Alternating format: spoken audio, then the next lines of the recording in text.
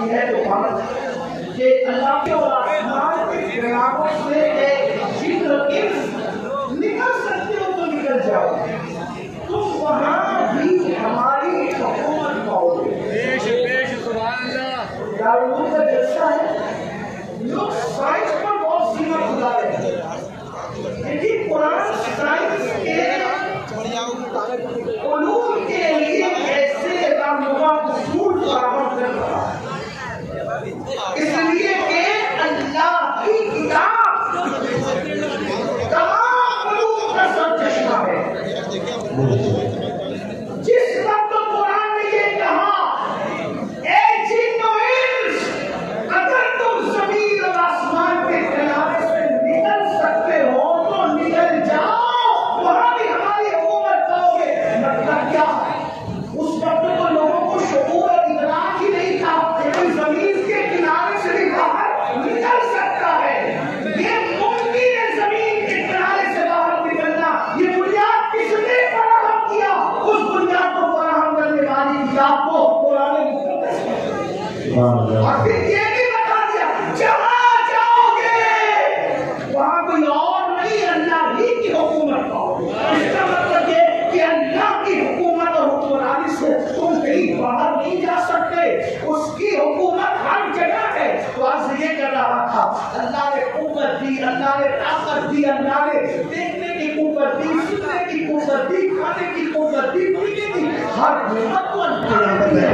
اس کی نعمت کا شمار نہیں کر سکتے، اس کی نعمتوں کو گر نہیں سکتے۔ اللہ اکبر، ایسی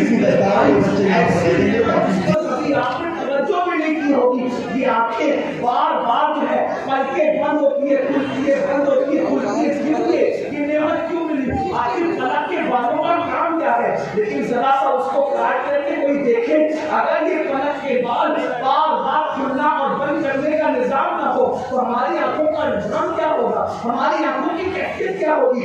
گویا کہ سیکورٹی گارڈ کے طور پر اللہ نے ان فلک کے بالوں کو پیدا کیا ہے۔ یہ نعمت کس کی بھی ہے؟ اللہ کی۔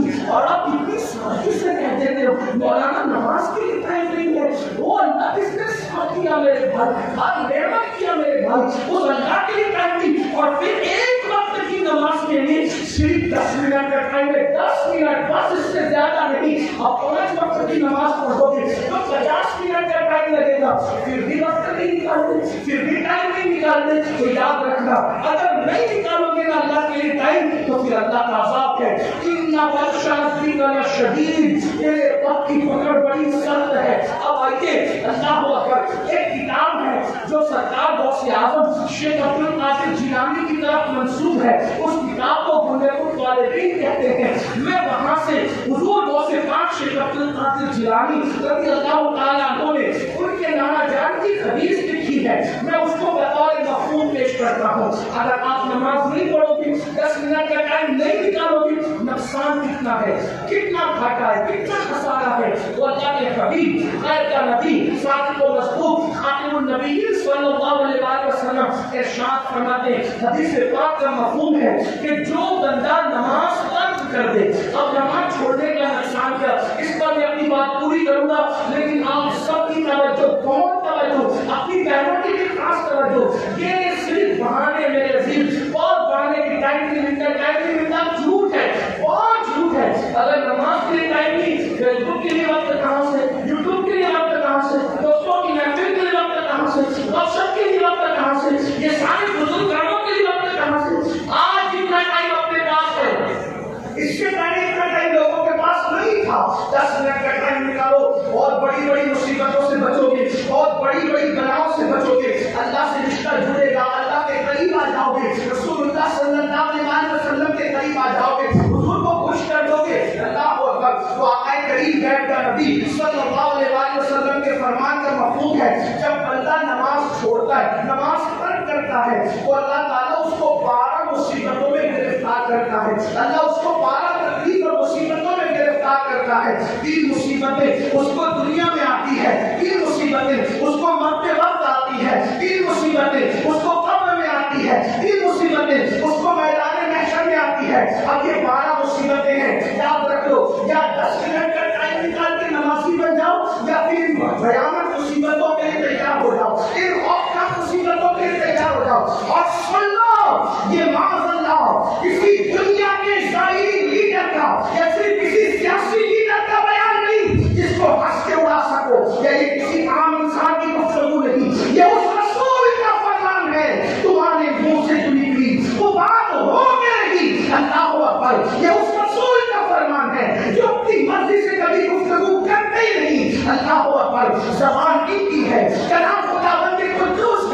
اللہ اللہ، اس لیے آقا کا فرمان ہے، انہوں نے کہہ دیا جو کہہ دیا ہو کے رہا، انہوں نے جو فرمایا ہو کے رہا، تو سن لو مصیبتوں سے بھاگنے والوں، مصیبتوں سے جی چرانے والوں، مصیبتوں سے ڈرنے والوں، اللہ کے حبیب فرما رہے ہیں نماز چھوڑو گے تو 12 مصیبتوں کا منہ دیکھنے کے لیے تیار رہو، 12 مصیبتوں میں گرفتار ہونے کے لیے تیار رہو۔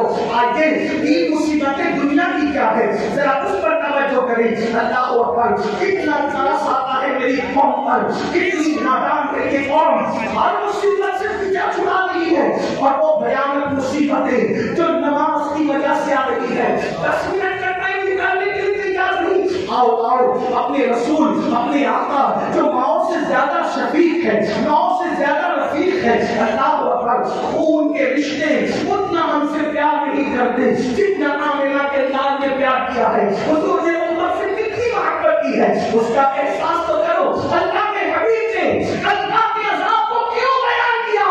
تاکہ سن لو، ہوشیار ہو جاؤ، اپنے آپ کو اللہ کے عذاب سے بچاؤ، ورنہ سن لو، اچھی طرح سن لو، کسی انسان میں اتنی طاقت نہیں ہے کہ اللہ کے عذاب کو برداشت کر سکے، ورنہ سارے زمین اور آسمان مل کر اللہ کے عذاب کو اٹھانے کی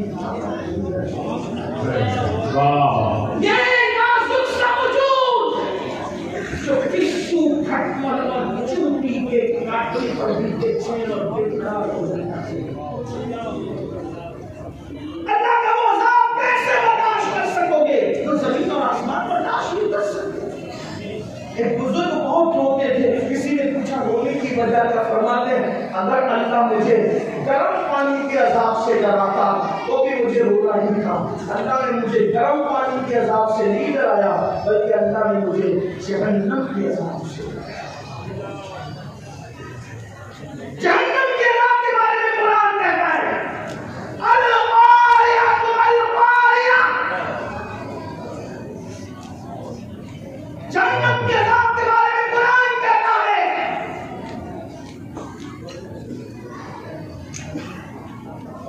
میرا اللہ ارشاد فرماتا ہے جہنم کے عذاب کے بارے میں، اور کیا فرما رہا ہے؟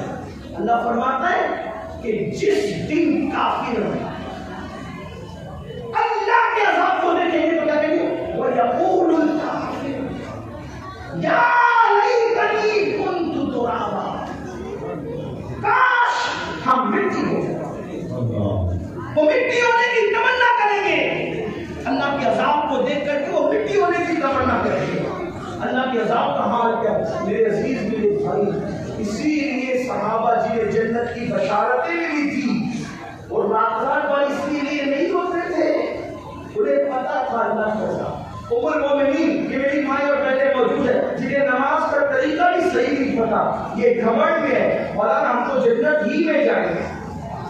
میں کہتا ہوں امید کر جا سکتی ہے لیکن خوف بھی ہو، امید کی جا سکتی ہے مگر خوف بھی ہو۔ یہ کیا کہ جن کی زندگی میں کلمہ طیبہ بھی آ گئی اور انہیں گھمنڈ ہے کہ جنت میں جانے سے میں کون روک سکتا ہے؟ بڑی معذرت کے ساتھ امید بھی کرو خوف بھی کرو، یہ گھمنڈ ہے، نہ امید نہ خوف۔ کیا سمجھ رکھا ہے جنت کو؟ ہم تو لوگوں سے کہتے ہیں 1857 کے بعد والوں نے جتنا جنت کو مشکل بنایا ہے اتنی بھی جنت مشکل نہیں ہے، اور جتنی آسان آپ کے شاعروں نے جنت بنا دی ہے اتنی بھی آسان جنت نہیں ہے، نہ اتنی مشکل ہے نہ اتنی آسان ہے۔ پھر اعتدال کی راہ کیا ہے؟ تو میرے امام سے اعتدال کی راہ کو بیان کرتے کہتے ہیں وہ تو نہایت سستا سودا ہے۔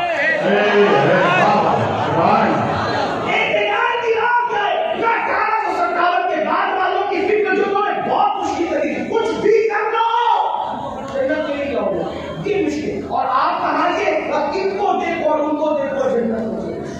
میں کہتا ہوں کہ ساری نسبتیں عظمتیں سلامتوں کو انکار نہیں، لیکن جن کو دکھا کر جنت پاٹ کرے ناظرین صحابہ، ان کے ایمان کے خاتمے کی بھی کوئی گارنٹی آپ کے پاس ہے؟ تو نہ اتنی مشکل نہ اتنی آسان۔ امام کی فکر یہ کہ وہ تو نہایت سستا سودا بیچ رہے ہیں جنت کا، ہر مفلس ہمارے پاس مول کیا ہے؟ ایک چیز کتنی سستی ہو اور ہمارے پاس نہ ہو اس کی قیمت آپ کی توجہ لیکن آپ آسانی سے سمجھ لیں چیز کتنی سستی ہو اور ہمارے پاس قیمت نہ ہو لے سکتے ہیں. مثال کے طور پر یہ میرا رومال ہے. اگر میں کہوں کہ میں اسے آج بیچنا چاہتا ہوں کون خریدے گا تم میں؟ تو میرا حسن ظن یہ کہتا ہے کہ میرے عزیز میرے بھائی لوگ جو مجھ سے محبت کرتے ہیں پیار کرتے ہیں اگر میں اس کی قیمت 500 روپے تو ابھی 500 کی کہیں مہینے نکلا 5000 وہ بھی نہیں کرنا 10,000 میرا حسن ظن کہتا ہے تو بھی نہیں کرنا. لیکن میں یہ رومان چلے بیچی دوں کتنے میں خریدو گے؟ میں نے بیچنا اس کو مجھے چاہیے اس رومال کے صرف 15 پیسے. 2 منٹ کا ٹائم ہے. اگر آپ میں سے کسی کی جیب میں 5 اور 10 15 پیسے ہوں ابھی لا کر دے دیں. حضرت مفتی ایوب صاحب کی نام رضی اللہ علیہ کے ہاتھ سے یہ رومال لے کر جائیں یا یہ صحیح صاحب کا رومال لے جائیں یا اگر حضرت اجازت دے ساتھی ہوں تو حضرت کا اسا لے کر چلے جائیں. اتنے بڑے بزرگ عالم دین کا سا 15 پیسے میں ان کی اجازت سے آپ کو بیچنا چاہتا ہوں لے جائیں. لیکن 2 منٹ میں آپ کو 15 پیسے لا کر دے سکتا کوئی لے جا سکتا ہے؟ لے جا سکتا ہے؟ قیمت تو بڑی سستی تھی. آپ کے پاس تو مطلوبہ قیمت تھی ہی نہیں ہے نا. 15 پیسے کی رضائی پہ حیثیت تو نہیں رکھتے نا. 15 پیسے تو آپ کا بھکاری بھی نہیں دیتا. بھکاری کو دو ارے بچہ چھوٹا تھا وہ بھی پھیلے گا یہ کیا میں نہیں جانتا یہ کون سیکھتا ہے. آپ کا 3-4 سال کا بچہ نہیں لیکن اگر اس قیمت کو میں نے مانگا آپ نے نہیں دیا. وجہ آسان و سستا تھا مطلوبہ قیمت ہی آپ کے پاس ہے نا. رومال تو سستا تھا مطلوبہ قیمت ہی آپ کے پاس تھی. سید صاحب کا رومال سستا نہیں تھی. مطلب کیا چیز تو سستی بک رہی تھی مگر وہ کرنسی آپ کے پاس نہیں تھی. بلا تمثیل جنت تو بیچ دی محمد رسول اللہ. مالک جنت نے تو اعلان کر دیا بلکہ یوں شان سے اعلان کیا جس کو بریلی سے آواز آ رہی ہے حضور پاک شجاع کی شکل میں کہتے جہاں بانی عطا کر دے بھری جنت عطا کر دے. نبی مختار کل ہے جس کو جو چاہے عطا کل ہے جس کو جو چاہے. وہ بھیک میں بھی جنت دے سکتے اور بیچ نہیں سکتے.